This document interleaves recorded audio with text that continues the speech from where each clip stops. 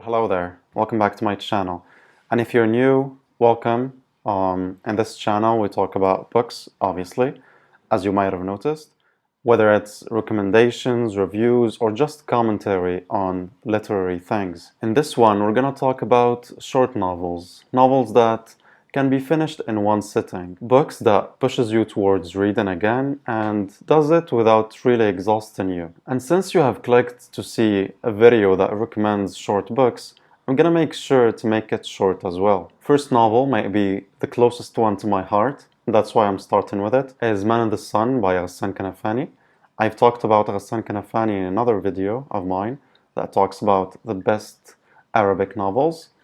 It mentioned another one of Kanafani's, which is Returning to Haifa, but the one that we're going to talk about today is more bold and sharper. Kanafani here follows the life of three Palestinians from different generations, different backgrounds, but they have the same goal, which is to escape the refugee camp they live in and get smuggled to Kuwait through the Iraqi desert in a water tank. On the surface, it's a tense, almost thriller-like journey across the desert, but underneath it's about exile, failed leadership, and a people trapped between borders and betrayal. The infamous ending inside that water tank with the driver's haunting question condenses the entire Palestinian tragedy into one simple image. What makes this book beautiful is not just its plot, but its moral question. Each of the three men represents a different generation of disposition, yet all end up in the same suffocating space, both literally and metaphorically. Kanafani here uses very simple language, very direct scenes to talk about things that are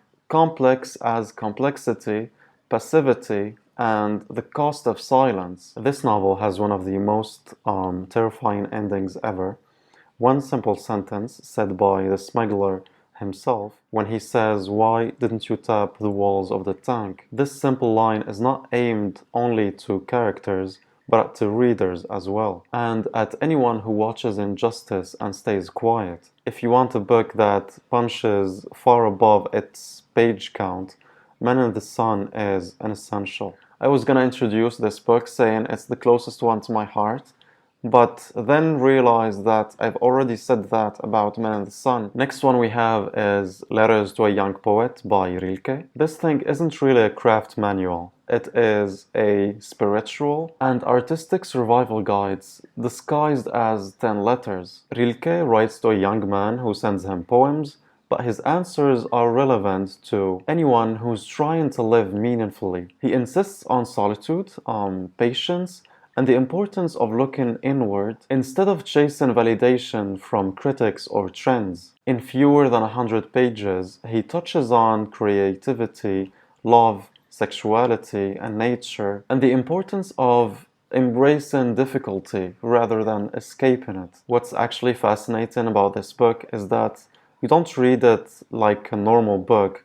It almost feels like a dose. Each letter is a small meditation on being alone without actually feeling lonely, and on treating doubt as a question to live with, not as a problem to solve immediately. Rilke keeps saying, stop asking others if your art is good, and ask yourself if you must create. Because it's so short, it's a perfect reread at different ages. It's ideal for overwhelmed readers who still want something profound, not just light. Next one is Jonathan Livingston's Seagull by Richard Bach, and this one is a strange little book that has a seagull as its actual protagonist. Jonathan here, the seagull, the protagonist, is obsessed with perfecting flight, not just living off scraps like the rest of his flock. His exile and later on ascension turn into a metaphor for following your own path, even when your community calls you crazy or selfish. The language is extremely simple, which makes it an easy read, an uplifting one, yet still carries philosophical weight. What I like about recommending Jonathan Livingston Seagull is the fact that it divides readers, and that's interesting. Some find it too earnest, and others read it in the right moment and feel genuinely seen by this little bird who refuses to limit himself. Themes of individualism against the flock, courage to be different, and the idea that mastery is a spiritual practice are all packed into this tiny text. We go from light and cheerful to dark and cheerful, with Darkness Visible by William Styron. It's Styron's short memoir about his descent into severe depression in the late 1980s. It's brief, around 80 pages, but incredibly dense with experience. Styron here describes insomnia, the loss of joy, the irrational guilt, and the terrifying, almost physical weight of suicidal ideation. There's no melodrama here, as you can tell. He writes as someone who tries to describe what nearly killed him and tries to translate it to people who have never felt it. This thing combines both literary elegance and raw honesty about mental illness. Styron shows how depression can hit someone who on paper has everything: reputation, success, stability. And he also discusses treatments, hospitalization, and the easy and slow return to life, which honestly keeps the book from being completely bleak. Because of its length, it's a beautiful recommendation for readers who are afraid of heavy topics but are curious or in need to understand. With the next book, it's not getting any more cheerful, and I'm sorry for that. Next one is The Death of Ivan Ilyich by Leo Tolstoy. And I honestly think that The Death of Ivan Ilyich is one of Tolstoy's most powerful things ever. Most importantly, you can read it in an afternoon. It starts with Ivan already dead. Then it rewinds to show how he built a perfectly respectable, perfectly empty life. As illness strips him of career, comfort, and illusion, he is forced to confront the fact that he has lived wrong. Through Ivan's fear, anger, and eventual moment of grace, Tolstoy explores morality, authenticity, and the lies we tell each other or ourselves to avoid talking about death.